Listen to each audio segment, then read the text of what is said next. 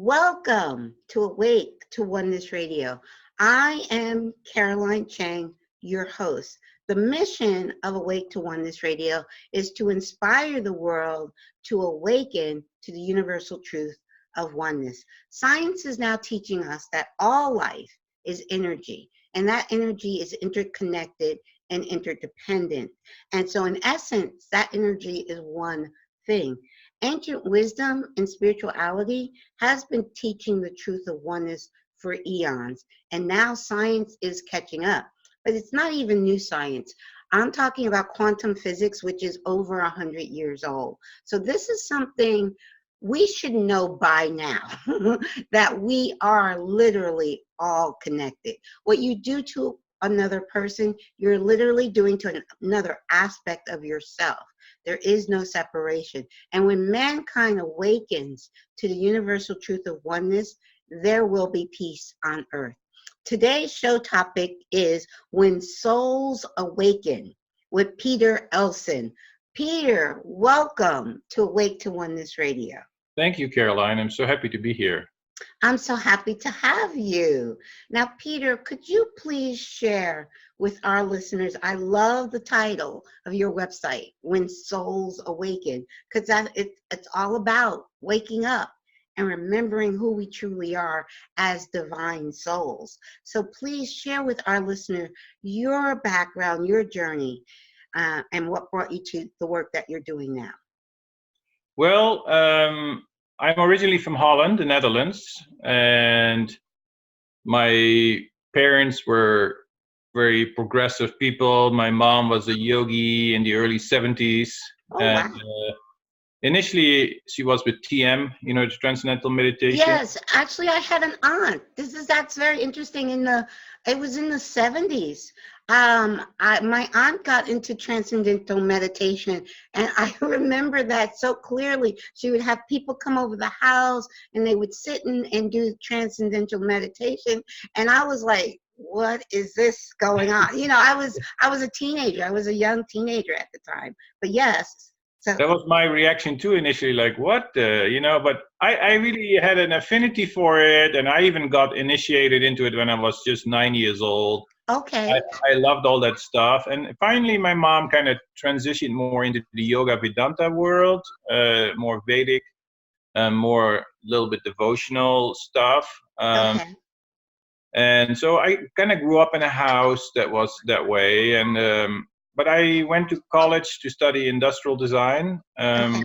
I finished, and then after a short stint in the army, I was drafted. Then I actually joined a spiritual center near Paris. Okay. Well, technically they called it an ashram, but it was the part of the Vedanta Society. I don't know if you're familiar with it. It kind of has branches all over the world. A little bit. I'm not extremely familiar, but I have heard. I am a little bit familiar. Yes. Yeah, in the Western world, it's really known as the Vedanta Society. In India, it's called Ramakrishna Math and Ramakrishna Mission. It's a huge, vast organization. And I just joined there after college because I was kind of not interested in being an industrial designer, though I graduated with it and I worked for it for a while, but I thought, this is as boring as it can be. So I was interested in spiritual life, and there was a big saint that lived there, an Indian saint who headed that center, and people from all over the world would come there and visit him. And I just loved to be there with the people interested in living a spiritual kind of life. And initially it was just that. I just wanted to be there and hang out. And it turns out I ended up as becoming a monk in that tradition, and being 21 years as a Vedic monk, kind of lived all over the world, 11 years in India, 4 years in France, in England a year, and then I was finally transferred to the United States here to be kind of giving talks and stuff like that, and be part of a monastery in California. Okay. And so I was there for 6 years, my last 6 years in the order, and then finally I felt like, this has been great. It was a great journey. I was happy with it. I was happy to be a monk. But at the same time, I thought, there's other sides of life and of myself that I like to explore. And it was at that time when I started reading Dr. Michael Newton's books, Journey of Okay. Souls and Destiny of Souls. Yes. And I was Yes. like, wow, this is like, this is amazing. And I really would love to, know more. And so Yes. as it all kind of coincided with my life, and I was ready to kind of leave and keep my spiritual search obviously intact, but not being so institutionalized, basically not organized. Right. And though we were very liberal in the way we did things, still it was one particular lifestyle which I thought I had explored enough. So Right. I went back to college, and for the next 5 years or so, I studied clinical hypnosis, and then finally started to. It takes a certain amount of years to qualify for the Newton Institute, and then I finally was accepted there, and then it took still another while before they allow you to practice. And finally, I started specializing in past life and life between life regressions, and that's what I do now. And when you say When Souls Awaken, what I really did finally is write this book, When Souls Awaken, Yes. and that is the title of one of my websites. Yes. And in this book, I share basically not only my own journey, but also the journey of my clients who went through these past life regressions and life between life regressions. Yes. Very, very interesting. I actually have been very interested in Michael Newton's work and Lives Between Lives. Actually, the week before this airs, there will be another hypnotherapist who studied Michael's work. So, and I didn't even realize that you had also studied that and sort of a certified hypnotherapist studying Michael Newton. So that's amazing, because I've been very interested in lives between lives, because I do believe that we are divine souls and that we plan each incarnation, before we come here. It's not a linear plan, like a straight line. We think, as humans, we think of everything in a straight line. I think the plan looks more like a spider web, and it's, so if you make this turn and that turn, but I believe that it's all, everything we do in our life, we plan from our higher self, and it's for our highest good. So I'm so happy that you're talking about that, because that's something I'm very interested in. And please continue. So when did you come to the States? Must be 10, 12 years ago. I don't remember. I think 2007 or so, which is Okay. almost 13 years ago. Okay.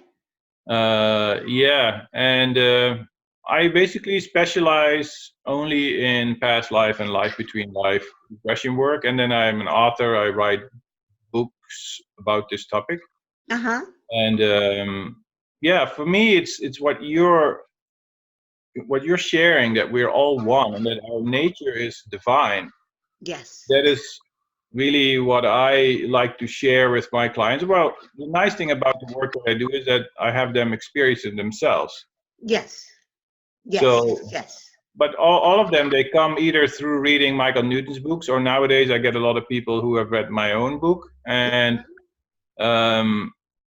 the beauty, what I'm trying to really share in my book particularly, is the notion that science and spirituality can be together. Yes. You opened up the idea, you opened up this show today with the notion of quantum physics. And Yes. I actually had a client. What triggered me to write this book is a lot of people, when you read Michael Newton's work, he was a groundbreaker and a pioneer, right? Just like Brian Weiss was for past life regression. Yes. Michael Newton was the pioneer of life between life regression. And so they have really broken the ice, and it was even risky for them, for their academic credibility in a predominantly left world of academia. Yes, very true. However, I think still a lot of people, whether academia accepts it or not, I think millions and millions of people don't really care what academia thinks. They themselves are pretty much, convinced that past lives and life, and that it could be a reality. And whether you believe in past lives or not, the notion that we are a soul living in a human body is something that definitely is, normal Widely, for a lot of people, right. right? What very widely accepted. Even organized religion speaks of that we are souls, that we are eternal, we go on. Organized religion, sometimes they have it where you go on to heaven or hell, one or the Right. other, which I don't buy into that. Especially, I don't buy into the notion of hell. It's just, No. I think that's just a man-made up thing, but to control. But it's all good, because everything. When I say it's all good, because it's all one. There is no separation. It's all God. It's just we're all cells of God here to experience all that is. And yeah, so I Well, do. the thing is that triggered me is I had a client who was a big, well-known scientist, and he came to my office in Los Angeles, and I asked him. At that time, I hadn't written my book, where I am addressing some of these issues. And I asked him. I said, "Well, did you read Michael Newton's books?" And he said, "Yes, I did, but I didn't really care about it." I said, Okay. "Okay." I said, "Well, why not?" Okay. Well, he said, "I'm a scientist and I'm a Buddhist, and I believe in the idea of oneness. In the idea that, like Einstein tried to define the unified field theory, and Max Planck, and, Schrödinger, and all the quantum physicists, they all try to share this notion of oneness." And he said, when I was reading Michael Newton's books, there was more an idea that there's a world out there where there's guides and angels and beings. And he said, to me, it doesn't make sense when you think of oneness. I mean, how do you correlate the idea of oneness with an afterlife? He said, I don't get it. And I thought it was very much a Christian Judaic projection of the world upon heaven. Mm-hmm. And I said, well, it's a good question that you're asking. I said, however, had you read Michael Newton's books all the way through, Right. you would have realized that he never contradicted that. I must give it to you that at some point he tapped out, because he kind of left it open, because he also wasn't, I think, fully sure, what's beyond. But he never said that this is it and this is life and there's no oneness above that, because he definitely talks about different levels. And so, however, I think in the days that he wrote this book, and in the days that the groundbreaking work that he did was already such a huge thing, that I think he wanted to also be cautious as to how far he would take it, and Right. presented it in a way that was very still acceptable in a predominantly Christian Judaic culture. And then Right. maybe in those days, though you said well that quantum physics is already 100 years old, but it's not really that much known or really understood by a lot of people, and definitely not integrated with spiritual thought as much as, particularly not in the 60s and 70s. It's something that really now in the yoga world is much better understood. Yes. And so I thought, well, I would like to address this issue. How Mm-hmm. can whatever Michael Newton said and described, because these are valid experiences that people had during regression sessions, Yes. how can you unify that with the notion that everything is one? What the Buddhists say and the quantum physicists say. And Okay. so, Well, no, I don't want to cut you off. I do want you to hold that thought. I do want you to continue. But here's the problem with human thinking. We always think it's this or that. And in truth, it is always this and that. So Michael Newton's talking about, yes, we have a higher self, we have a spirit team, we have all of that, just like there's 7 billion people on this planet, and they appear to be separate from us, but they're not. So yes, there is that spirit world of your spirit guide, your spirit team, your higher self, your angels, all of that exists, but that does not take away from it's all one. It's still yeah, but all. I think a lot of people would like to understand that intellectually, Mm-hmm. And a great philosopher has said that it is true that the intellect cannot answer all things, but spirituality can never go against reason. It needs to be logical and intelligent in a way that, it can. The truth is the truth. It depends on the perspective you're looking at it. Exactly. However, it can never be illogical. It can never be unreasonable. And so I'm a proponent of that idea that we do attempt to try to make sense of and try to understand how the idea of a soul and the idea of an afterlife and spirit guides, how can that coexist with the notion of quantum physics? Can these ideas, even intellectually, can they coexist? And in my finding, they do. They And do. so, Yes. because even on this earth, though scientifically everything is one, and you and I don't really perceive that oneness really. Exactly. Because of our conditioning, right? So the idea of Actually, it's not just because of, it is because of conditioning, that's one thing. But the other thing is scientific, everything I believe in is backed in science. Science has proven long ago how limited the human body is, how limited our sight is, how limited our hearing is. It's extremely limited. And with scientific equipment, it can detect far more than our physical body. So I always say, if a person says, I only believe in what I can see with my physical eyes, then you're negating 99.99999% of what is actually surrounding you. And this is science. This is science. Let's make a distinction between science and logic and reason, okay? These are two different things. When I talk science, I don't mean just the empirical evidence. I mean logic and reason. And I think that it's not a vain attempt to try to see how far reason can take us to understand the reality of that, what beyond whatever we can see and feel. And the problem that we have is that we try to judge everything with our limited sensory idea. And whatever we can see, we say, well, it doesn't exist. Well, that's not really intelligent to me. I mean, whatever science declares to be able to see is not necessarily the proof that that is so, because 100 years ago, you could never say that, well, one day we're going to walk on the moon. They would have laughed at you. Right, our fly. Yeah. 300 years ago, they said the earth was flat. And so, just and there's still people saying that today, which is funny, but it's all good.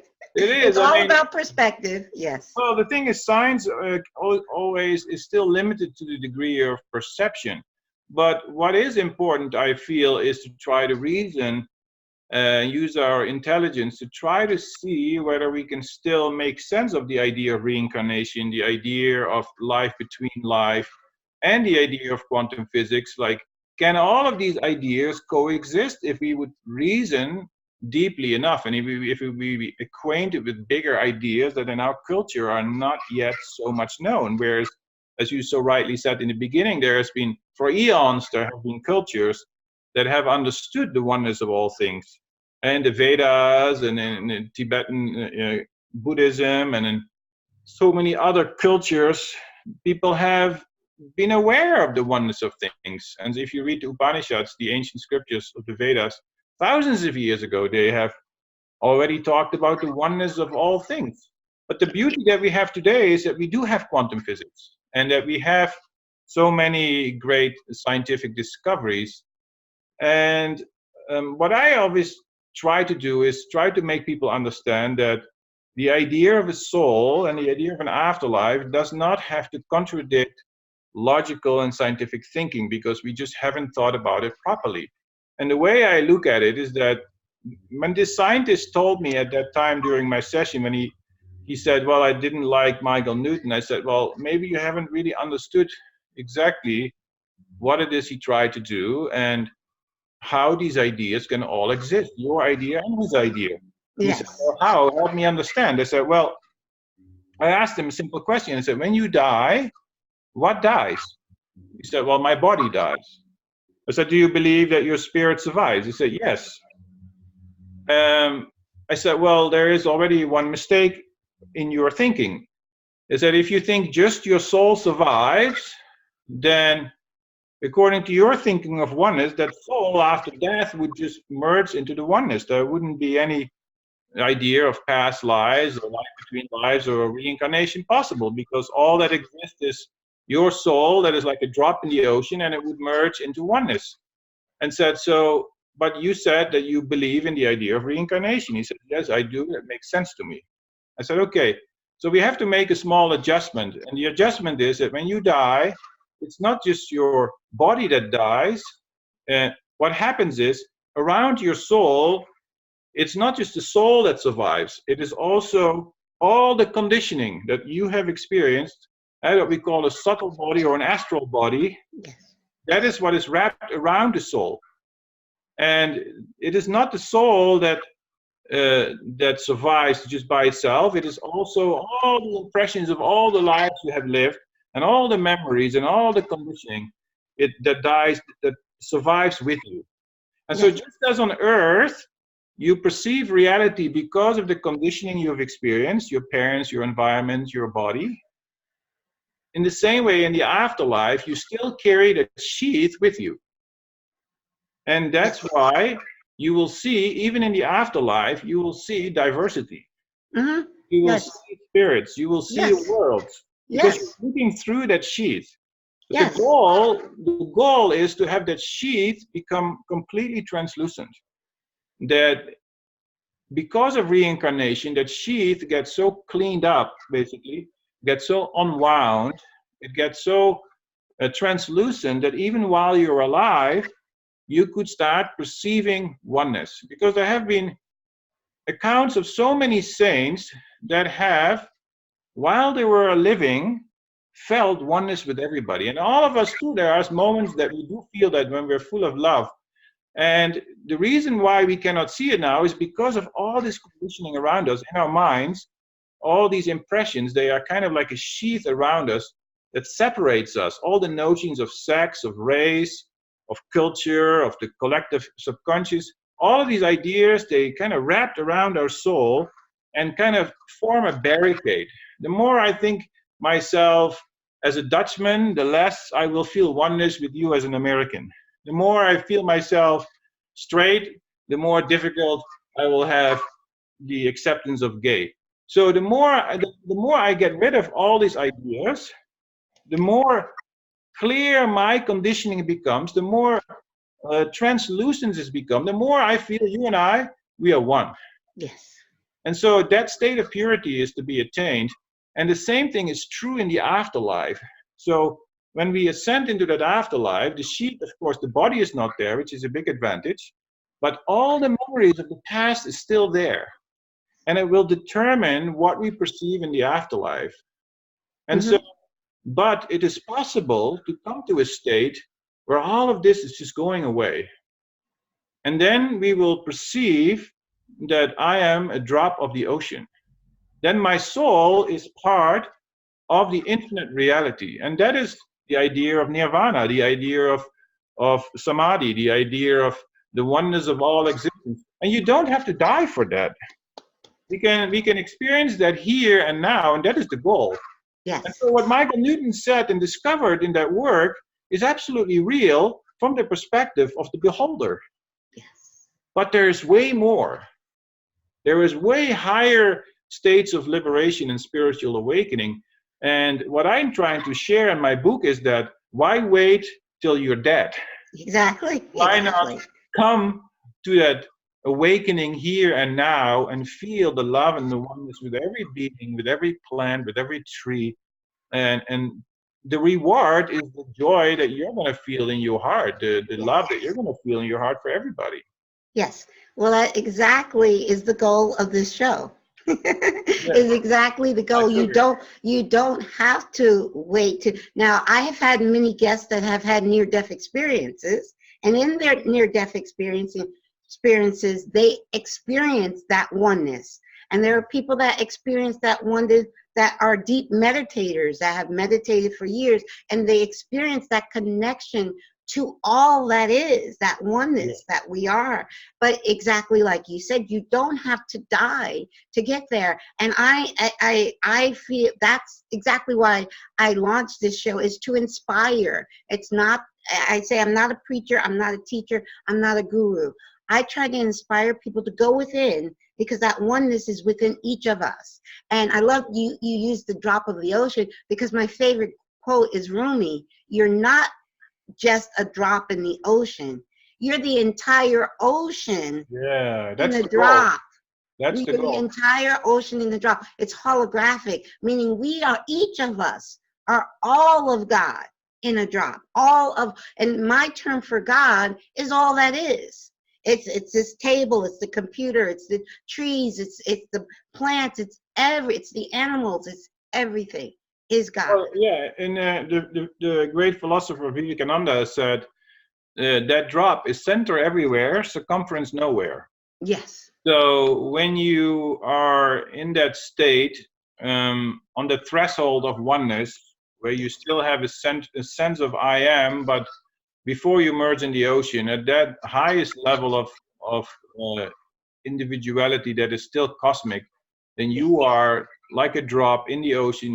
Every drop is the center, because every drop is the ocean, and its circumference is infinite in all directions. So exactly. at that point we become one, and that to me also is, on my personal level, that is my goal, to to be permanently attached to that awareness. Exactly. And for me, it's a moment to moment. In each now moment, I remind myself of that truth, that there is no one separate from me, that we're all one. And it's just each person has a different perspective, and they're living their life by their perspective. But I know the truth of oneness lies within each of us. And when we tap into that, and usually we have to put our mind out of the way and just focus on, for me, it's focusing on my breath, going within and listening to more so my higher self, my soul, is what connects me to that oneness, all that is. But very, very true. And there's there's so many different ways to, I say there's 7 billion people on the planet, so there's 7 billion different ways to connect and tap into that oneness, and understand that everything is just a different perspective. And yes, we take all of our experience, because that's what God, as all that is, wants to experience everything. And so the experience in each lifetime, yes, we take with us. That doesn't go, the body actually comes from the ground and it goes back to the ground. But your soul, the infinite soul, takes the experience with each of us. And also, The Power of Now is one of my great favorite books, because I do believe time is only, and Einstein said this, time is merely an illusion, albeit a very persistent one. If time is something we as humans use. But in the spirit realm, there is no time. For me, I don't even say reincarnation anymore. I say simultaneous lives. We are living all of our lives in the eternal moment of now. So it's all happening right here and now. Yeah, that is the experience of of the higher cosmic consciousness, and I get to see a lot of people during these sessions to experience that. And the issue though is that we may understand it intellectually and scientifically and inferentially, but to come to that realization is two different things, right? So one thing that I learned when I used to live with many of these great saints when I was in India and so many of these places is that what differentiates one from another is the level of experience. So we can have that notion, but then we have to make it a living and breathing reality, and that's where the truth of the difficulty comes in. And so I'm always a fan of people trying to have that experience for themselves, and that's one of the things that I love about the work that I do, is that they get to experience some of this for themselves, that they go back to first a past life, and that itself has huge psychological implications. You don't even, first we go back to a past life, and then we go back to a life between life, But let's say you do only a past life regression, that itself has huge implications for the psychology of somebody, because what happens is, if you have a real strong and vivid past life experience or a memory, it immediately starts to change the way you experience the here and now, because you realize, oh my God, this is just a temporary, play in a matrix. This is just Yes. one training program that I'm running. And I've so identified myself with it. I have difficulty distancing myself from it.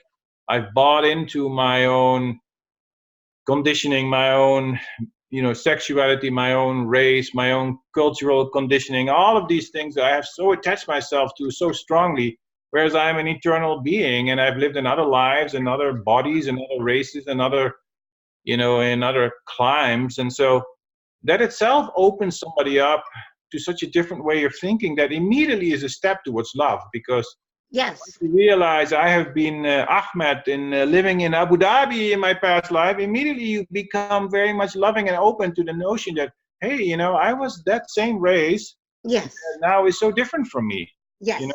Yes, exactly. So, I identify what you're saying totally. I personally, I don't identify where the location.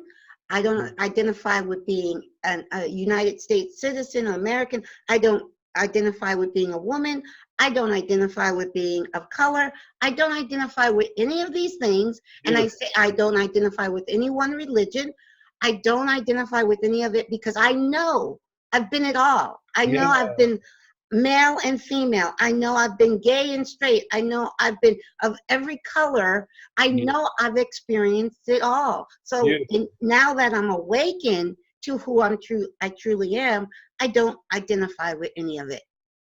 that is so beautiful, and it's such an important lesson. And if anything, that is the first fundamental step towards realizing that we're all one. Of course, the problem is that not everybody is willing or able or to accept the notion that we have lived before.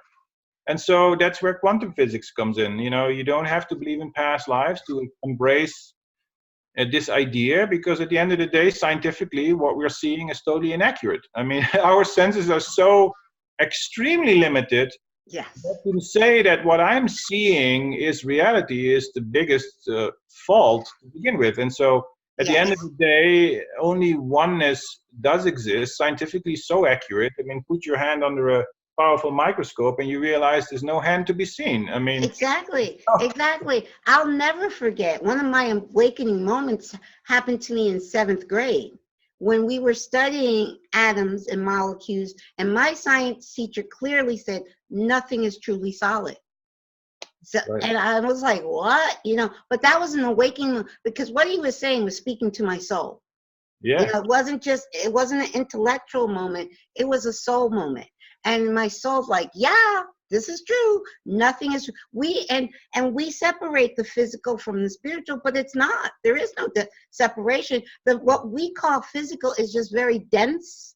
It's much denser, and it's at a lower vibration. Everything is energy vibrating at a certain frequency. And what we are calling the physical realm, the physical reality, is just it's so dense, it appears to be solid to our limited senses. But it's still spirit. It's still a part of spirit. Well, the definition of yoga is yoga chitta vritti nirodha, the cessation of the waves of the mind. So it is possible to start to actually experience, not in some intellectual, conceptual, or even a belief sense, but in an actual sense of perception, that it's possible to start to actually perceive that. And so when you read the definition of yoga chitta vritti nirodha, it means yoga is a cessation of the waves of the mind. So when the waves of the mind, all these waves that are produced by karma, by perpetual motion, by conditioning, that sits in our subconscious mind, that is both the collective of our past as well as what we gathered in this life, and it's continuously in motion. And this motion is like a big, dense screen that prevents the soul from truly manifesting. And so the Eastern philosophy, it says this beautifully, it's not so much that the soul needs to evolve, because the soul already is perfect. It's already the drop of the ocean. But what it needs to do is needs to manifest. And so how does it manifest? It is by clearing out all these waves that are perpetually in motion in our subconscious being. And so when we learn through yoga, through pranayama, through breath work, we can address those waves, and we can kind of, when Yogananda used to say, pranayama is samadhi. Yes. This breath work can lead to the notion of oneness. When the mind waves flatline, then that soul can manifest freely. And so we are able to, at that moment, to experience actually, perceptually, experientially, we can start to experience oneness. We can actually feel and see and sense that everything is one and connected. And so it's not at that point anymore an intellectual experience. At that moment, it becomes a living and breathing reality. And so what a lot of people don't understand is that this is something we can practice, that we can do techniques for, that there's many spiritual practices, breathing and yoga practices and Buddhist practices and all kinds of practices, prayer, whatever tradition you come from. Yes. If we learn to quiet the mind, the stillness in our minds, whatever religion you have, wherever you come from, whether you know the word yoga or not is not really important, but the secret is to quiet the waves in the mind. And because that's the sheath that hold all the conditioning. And once these waves in the mind flatline, they become really quiet. That moment, the mind becomes, it's like fog on a mirror. Yes. You can't see yourself because the fog is all the memories of your past and all the workings of your conditioning. And once that fog evaporates, Yes. when all the density is gone, I can see myself Yes. in the mirror. I can see my own soul manifesting. And there is not only a tremendous inner joy, but there's knowledge, there is light, and there is love at that moment. Very true, very true. It was a science documentary I was watching that I had that awakening to oneness. And it wasn't from an intellectual level, it was from a heartfelt level. And it was one particular statement that was made from a person who's not a scientist. Her name was Lynn McTaggart. She made this statement. She said, the biggest problem in the world today is the illusion of separateness. And when she said that, something woke up inside of me, just like when my science teacher said nothing is truly solid. Something woke up inside of me. That was my soul. It wasn't an intellectual knowing. It was a soul knowing that, right. Yes, the biggest problem is that we think we're separate when we're all one.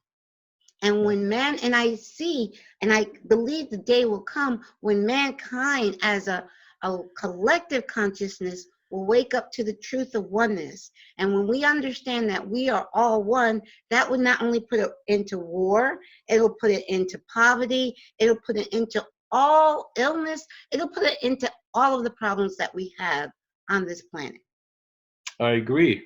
And it starts with every individual first taking responsibility for their own idea of being separate. And we have to start small by first learning to accept everybody around us and to just think a little bit deeper to understand that wherever I feel uncomfortable with somebody is because I want to hold on to my old notions and I'm afraid to let go of these old notions. And I should not be afraid. I should embrace everybody. I should embrace all cultures. I should embrace all the diversity and don't feel that they're going to take anything away from me.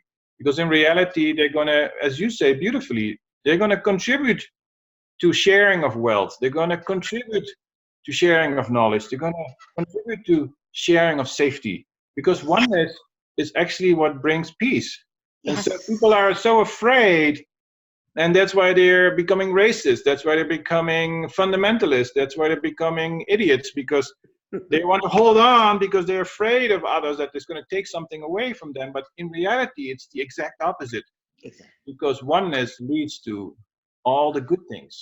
Yes. And so yes. This should be taught. This should be taught in schools. This should be taught in churches, in but they Yes. see the opposite. They're teaching. Yes, it's very true. I do believe this should be taught everywhere. That's why I think, and it should. I love that. It's really, if we think of it from the very simplistic truth of oneness, where everything is telling us that we're one. Science, ancient wisdom, ancient religions. I mean, everything is telling us that we are all one. And when you know it in your heart, it brings about unconditional love, unconditional forgiveness. You know that that other is a part of you, so you can forgive that other. And it also brings about unity within diversity, meaning another person can believe something totally different. And I have friends like this. I have friends that are fundamentalists, but I love them and they love me. So, and we don't have to believe the exact. I can have love and respect for someone that has a total opposite belief than me. I can still, because that's their perspective. And I know that in their core, they are a divine being. And so they have a different perspective than me. I can still love them and appreciate them. You don't have to agree to love and respect another person. And to also understand that duality is the reality of the material world. Yes. I mean, there will always be duality, as there will be opposites, hot and cold, warm and not warm, and there will be ugly and not ugly, and there will be light and darkness. And these pairs of opposite are on a material level realities, and that's okay.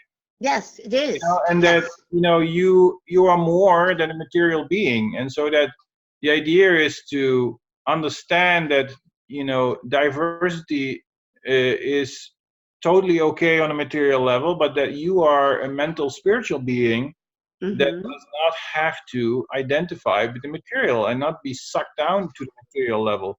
Yes. And so that we both have the intelligence to understand that there will always be diversity. Yes. There will always be gay, straight, and in between. There will always be all the colors of the rainbow. There will always be all the countries in the world. There will always be different languages. Yes. And that is the beautiful tapestry of this material world. Yes. And that this diversity is not a scary thing, but that on a mental spiritual level is where we need to have conceptually and spiritually, that's where we need to find the oneness in education and understanding and spiritual understanding. And so not to seek, what people do is they try to seek oneness on a material level, which is basically creating a theosophy, trying to establish one religion or trying to establish one thought, but it can never be. Exactly. In the material world, you can never have oneness. Yes. So once we understand that there's different levels, and we become less fanatic on a material level and trying to change things to suit our, affinities, our physical and cultural affinities. Yes. Because they're, just accept the fact that in France they speak French. Yes. Yes. Don't try to make it one there, because it's never going to be one at that level. It's going to be one in the idea that, I may live in France or in Holland or in the United States or in India, but my being is not attached to any of it. Like you said beautifully, I don't identify with man or woman. I don't identify with race. I don't identify with religion. I don't identify. So, there's these different tiers that we need to properly understand. Yes. And from the material dualistic point of view, the symbol, the yin yang symbol, which is equally dark and black and white. It's equal. I love that, because to me that is the symbol of oneness. If you understand that what people call good and evil is all a part of the oneness. It's very important to. It's not separate. Yes. Oh, there's this beautiful Indian deity, Kali, and she's a goddess that has like several arms and holds a skull in one hand and a sword and then a blessing in the other. And she stands on the chest of another deity, Shiva.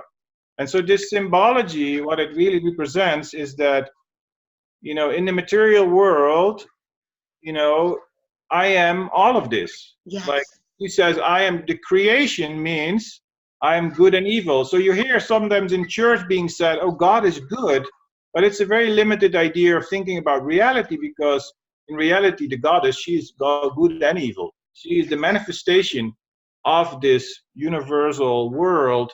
And in this duality, Yes. duality as a whole, as you said, the yin and the yang, it's one.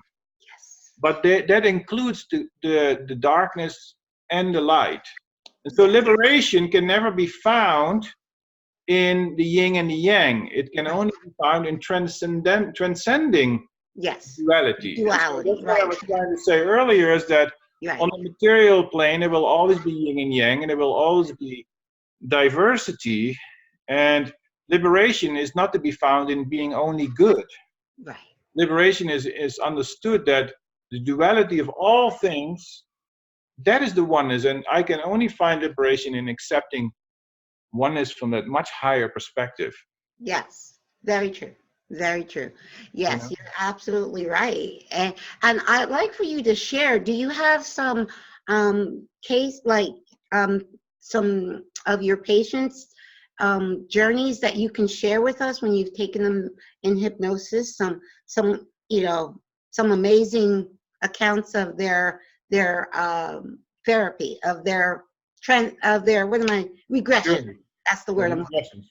regression. Yeah, I mean, Yes. I do this all the time, and so I've gone through hundreds and hundreds of these cases, Yes. of all different kinds. One that just comes to mind is, it's in one of my chapters of my book, is I had this interesting guy come in. He was a publisher in San Diego, in Las Vegas. Okay. One of my stops is Las Vegas, and he was a very tall gentleman that came in, and he was very indrawn. So when he first walked in, he was kind of indrawn. It was almost like he was stoned, Okay. Okay. But he was very indrawn and very quiet, but very big personality. And so I thought, oh, that's going to be interesting. So we started going back first in the past life, and it turns out that we were going back to him first being a peasant somewhere in France or Belgium somewhere. Okay. He was a simple peasant,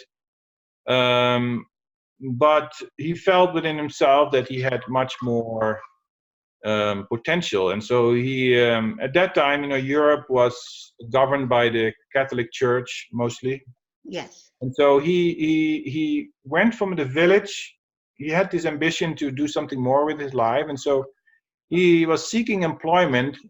Actually, he wanted to join the church because Okay. he said, "I want to join something bigger than I feel I experience right now as a peasant." And so he had that internal feeling like, I'm something bigger. I want to belong to something. And he kept repeating like, I want to have purpose. And so Yes. in medieval Europe, what is there other than the church that is a powerful organism? And so Right. he wanted to join wanted to become a monk. And so he approached the offices of the bishop. And one of the attendants of the bishop says, well, you don't have to join the church as a monk. Well, why don't you take employment with me and you become an attendant of the bishop? Would you like to do that? Okay. He says, sure, I'll do that. And so he became an attendant of the bishop, and over the years, he became more and more close with the church. And finally, as I progressed him forward, he had joined the Crusades as a soldier of the church, because there was they had these papal armies, the Pope's armies. Okay. And he had the bishop had sent him to join one of the journeys, one of the fights that the church was experiencing against invaders or against other countries or territorial wars and whatnot. And so, right. From the bishop's employment, he temporarily joined one of those papal armies. Okay. Papal, I don't know how you pronounce it. So either way. No, I get you. And then the scene went forward, and suddenly he found, and he was walking after one of those battles. He was walking with his army towards Rome. Okay. And so I asked him, why are you going to Rome? He said, well, we are being commended by the Pope for our for our sacrifices and for fighting for the. And he was very emotional. He felt so happy that he's belonging to something bigger. Right. And finally, we regressed him forward, and he actually was in front of the Pope, and he wept profoundly, and the Pope, gave him a command of a big army, because he had very heroic, and he had defeated so many people, and he finally became a big commander. Right. In a church-controlled army. Okay. And then we progressed him further, and it ended up at the end of the story, he became a king. Oh. He was a king, and all my years I've only seen 2 kings. It's not very common that everybody's a king. Okay. He ended up being a king of some kingdom in Prussia somewhere. Okay. In Hungary, Austria, and that area. Okay. King of a country, and he described that experience, what it was like to be a king. Wow. And it was beautiful. It was just an amazing experience how this peasant ended up becoming a king. That's amazing. Yeah, that is really amazing. And what happened then? We went further, because we do after the past life, we do the life between life, and so. Right. You always wonder what happens to these souls after they were kings, right? So right. He ended up going up higher, and there he met a guide, and the guide took him, I think, to some other council or whatever, and there and he started having an overview of this life as a king. Right. So, we asked some questions at that point, like, how was this life? And he said it was a very good life, because I had a lot of purpose. And he was a very noble king. And then the question that we ask is, well, what could you have done differently? And so he was asking the guides and the council, the great beings, what could you have done differently? And he says, well, I could have, be more attached to the idea of love. I was attached to the idea of nobility. I was attached to the idea of power. I was attached to the idea of being good for everybody, but I wasn't really aware of the notion of love. Of that we're all one, and that ambition is all right, and you may be a king, but you never considered the fact that we are at the end of the day all one people. And so then from there we went to the idea of his soul in this life. Okay. And so because we want to take that learning to this life, and then we asked them, like, well, how are you trying to bring this learning from your past life into this life? And he says, well, in this life, I'm really trying to be much more aware of the idea that I shouldn't be striving for power, but I should be striving for kindness. I should be striving for love. I should be striving for oneness. And he was, as a publisher, he was trying to do that work by spreading ideas and knowledge to all the people, and using his intelligence and using his experience for good, and not for his own conquest, not for his own power, not for his own rising. And so he had these noble qualities. He had these qualities of leadership that he had acquired in past lives, and in this life he was learning to use it to elevate consciousness. So it was this very beautiful. And he had a big impact as a publisher. And so the thing is, you see that king quality, you see it like you're being a presenter, that's a big platform. So who knows what your past life has been, so the idea is the queen is working out ideas to spread knowledge over a much bigger audience and at a much higher level. It's not about conquest, it's not about power, it's about spreading ideas of love and then using your capabilities, your platform. And it was the message that was very much given there is that don't be stagnant. You must contribute to the idea of oneness. Everybody has a responsibility. Yes, we are one, but we have to work at it together. Yes, exactly. We all, what I say all the time, we're all unique aspects of God. And it's like if you think of a big, gigantic puzzle, each piece is shaped a little differently. Each piece is unique. So we each have to do our part and bring our part to the whole. Because if we don't, no one else can fill what we're here to do. We all have a divine purpose. We're all here. We chose our divine purpose in the in-between lives. And we come back for a unique purpose, and nobody else can fulfill our purpose. So if we don't fulfill our purpose, it won't get done. That Yeah. piece will be missing from the That's whole. beautifully said. That's so well said. That's beautiful. Yeah. Yeah, no. And and it doesn't matter what the range of our impact is, Yes. I many times when I was younger, I always used to think like, it would be nice to have my own spiritual center and give big Yes. talks. And I used to do that to some extent in giving talks and, in a monastery and this and that. And so, Right. but then later on, I realized now I'm just working with individuals doing this Yes. work. It's not about being on a big platform per se. Whatever work you do, whether you work somewhere at a bakery and you share love with every client that you meet, it's not about doing big things per se, but it's about sharing that frequency with others. That is more powerful than anything you could ever imagine. So That is so each in our true. own, each in our own way, when we create that frequency of love and oneness and acceptance, we are much more powerful than we could possibly radiate, than we could realize.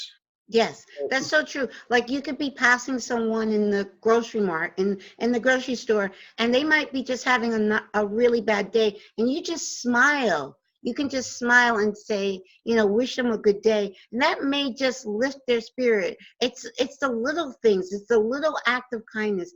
Every single little act of kindness that you share with the world, it's rippling. That's a ripple effect throughout the whole universe, not just the world.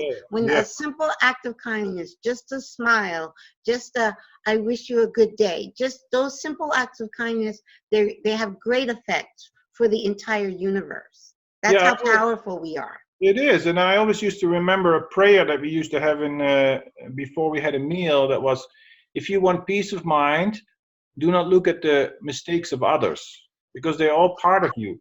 And many times I catch myself that the other day I was grocery shopping and somebody was in front of me and it looked a little odd. And I in my mind, I was like, oh my God, and then I realized, you know what, man, don't do that, because, you don't know the story of that person.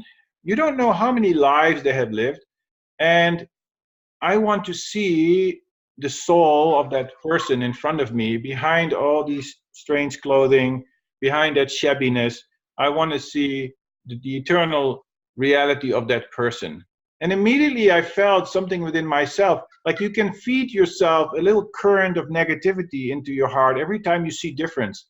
But in reality, by practicing such a simple thing, like, if I just, every person that I see, and I make an attempt to internally, I don't have to do anything. Internally, I can just give everybody the advantage of the doubt and give everybody the idea like, wow, you are an eternal being. And at that moment, I send a little current of love into my heart. And that way, instead of seeing diversity, I slowly start to strengthen within myself the idea of kindness, love, and acceptance. And then my heart becomes that place where every single person is not judged, but in my heart accepted as part of this oneness of reality. And so what is the net result? That I'm at peace. Yes. And then what is the net result of me being at peace? Unbeknownst, I send out light and positivity into this world. And so, but it starts with me practicing that. At every given moment, with every person that I see, and not see difference, but see the oneness behind each being. And that is it. And when I just start to practice that, there is this subtle shift in my heart that feels, I feel that little joy current coming. Yes. Yes. That is so true.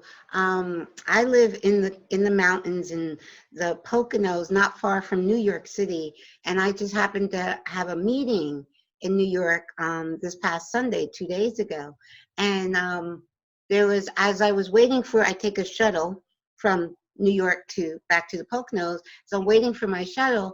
I noticed there was a homeless man who was going through the trash. And if I had, I'm bad. I never carried cash. I have no cash on me. I just have my my credit card, and if I had cash, I would give him a few dollars, but I didn't have cash. But I did just I said a little prayer and I said namaste, because I know that within namaste, meaning the divine soul within you, I am bowing down to, because even though right now your physical appearance is homeless and you're going looking through trash for food, and I know that you are a divine being. I know you are a divine soul, and I say silently, I didn't say it aloud, but silently I say namaste to him. And like I said, if I had a few dollars, I just was like, I was going home from the meeting and I had nothing but my credit card. And so, but Yeah, yeah. well, that's beautiful. That's the Yeah. practice that we all have a choice at any given moment to inclusion or to exclusion, and so Yes. that choice is the power that we have as a being that is aware. Yes. And Yes. so, and every day, at any moment, we make that choice to either go towards oneness or to separateness. Yes. So the more we strengthen the awareness that I have a choice, Yes. the more aware I'll become, because the awareness, what it to me really means, is aware of the fact that you have a choice to see oneness within yourself and in the universe, or you are not aware and you just live as an automated Right. subconscious habit machine that is not Yes. participating in creating anything positive, Yes. This right? is And so so, true.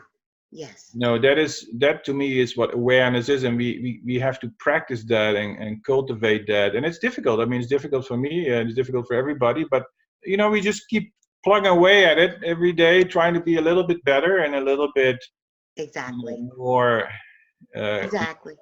And kind. and the thing I always say too is everybody, see, when you look from the spiritual eyes, with spiritual eyes, you know that everybody is exactly where they're supposed to be. So everybody is awake or asleep to the level they're supposed to. Eventually, we will all be awake.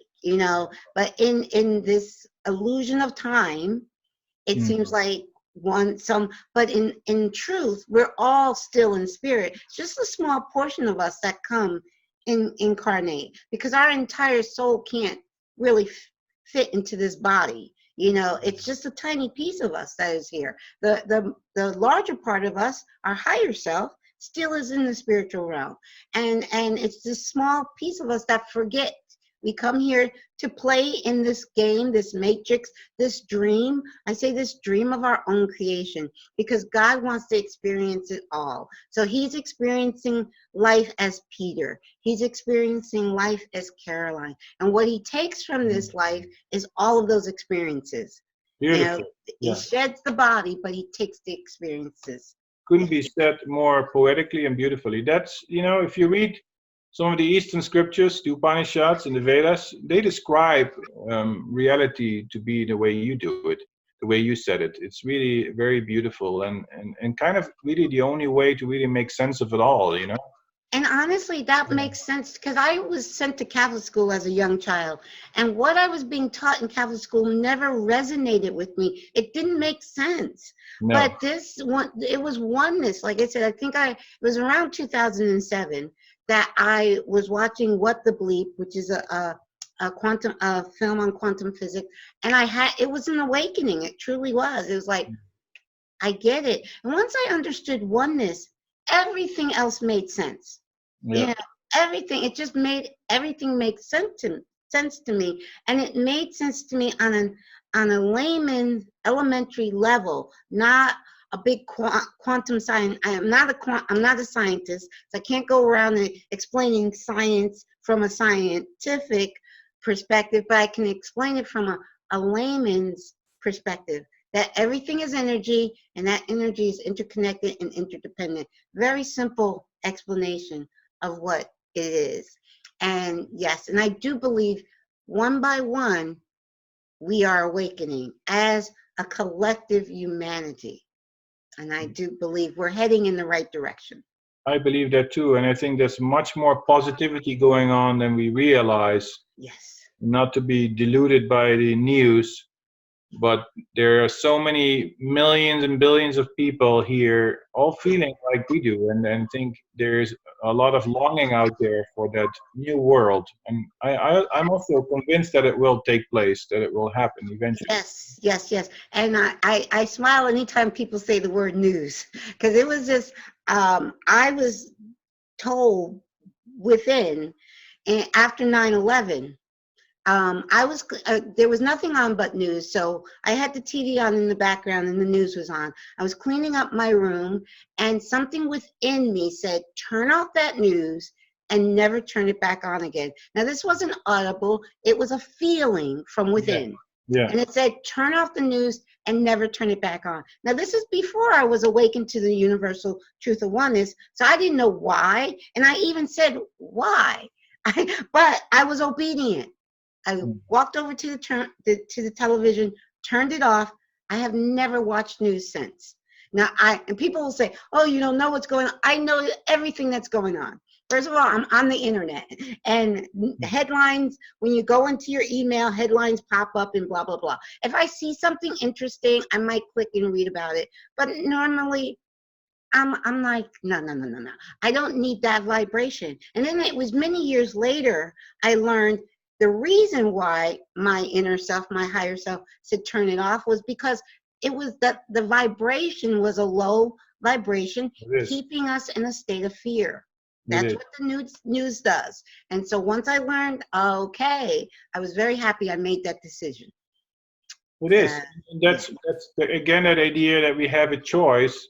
Yes. And we have a choice to see that awareness, and we have a choice to be aware and to vote for oneness versus living in fear, and which creates separateness. And so, you know, we nobody can, you can say, oh, it's such a negative world, but it's not. It's one of your own making. I mean, the moment you make a choice to turn off the news, and you make a choice to be positive and irrespective of whoever's around you, you know, we will be the recipient of the choice that we make. I mean, if I make a choice towards diversity and say, oh, you're so different, what happens to me? I get a little negative shock into my being. That negative energy is like polluting me. Whereas if I choose to say, hey, you know, you and I, we're one, at that very moment, that love brings us together, and then we have suddenly more positive energy and more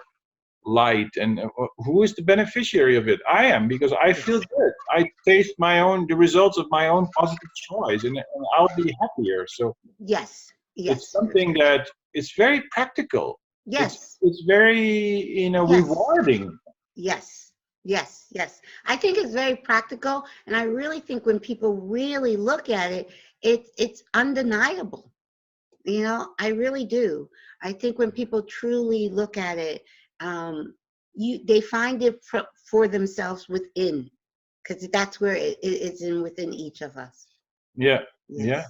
I agree. Thank you so much, Peter, for being my guest. Could you please share with our listeners where they can find you and where they can get a copy of your book? Well, this is the book. Yes. It's called When Souls Awaken, Real Life Accounts. I have to read my own title. From past life, between life regressions. And you can get it on Amazon. That is the easiest way. If you have Prime, it's free shipping. If you don't have Prime, you may as well get it from my website. If you want a signed copy, get it from my website. Okay. soulsawaken.com. Okay. So I would say just go to Amazon, because it's the easiest. And if you want to contact me, you can go to whensoulsawaken.com. Okay. Or Elsen is ELSEN hypnotherapy.com. And on my website, there are all kinds of ways to, you know, meet me and connect with me. And, you know, I travel a lot through different areas of the country. So if anybody wants to do sessions in the East Coast or West Coast, I'll be on the West Coast every 2 months. And so, you know, I'm always available in different places. Yeah. So Yes, very good. Yes, yes. I love your accent. I love European accents. They're just yeah. so much better than American accents. So much richer, I think. Yes. Well, Well, thank you so much for being my guest. And I love what you're doing. I love that you're following your inspiration and healing the world by doing what you're supposed to be doing. And so that's what I try to do with this show. Encourage people, go within, tap into your truth and live your truth. Like you said, it's not always easy, but when you do it, you feel good. That's yes. the only thing, because feeling good is a sign from your soul that, yeah, you're doing what you came here to do. So, yes, Yeah. Thank you. yes. All right. Thank you so much. I love this, and hopefully, maybe I travel a little bit. I wouldn't say a lot. I mean, since I've been doing the show, I've been traveling more. So I'm looking forward to traveling more in 2020. So maybe our paths will cross. Hopefully. Yes, it's a small world, so Yes, we'll do it again. it is. Very true. Well, thank you so much. Have a wonderful day, You too. and we'll be in touch very soon. And thank you. Bye bye. Thank you. Bye-bye.